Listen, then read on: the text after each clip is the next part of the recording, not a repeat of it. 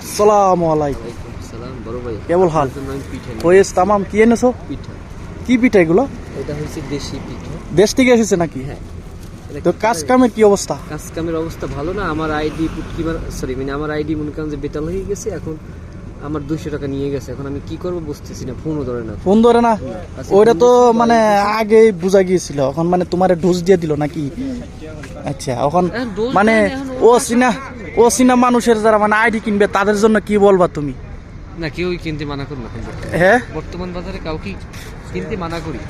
মানে কিনলেও মানে সিম সহ ওর একটা ভুল হয়েছে, মানে আইডি সিম বলেছে যে মানে 1 সপ্তাহ পরে ট্রান্সফার করে দিবে। এক্স্যাক্টলি, কিন্তু এখন মানে দিচ্ছে না। আসলে মূলত মনে হয় ওটা কোম্পানির আইডি। কোম্পানির আইডি?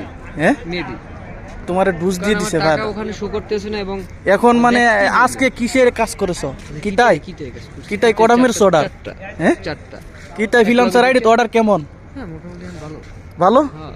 ও সবাই তো ফ্রিল্যান্সার আইডি তো অর্ডার নাই। না না, এখন মোটামুটি ভালো, কারণ আমি কালকে মারছি 4টা না জানি 5টা। 4-5টা মেরে তো হবে না। না, আমি তো বাইরে আউটসাইড আমি কাজ করি। আমার তো বাইক নেই।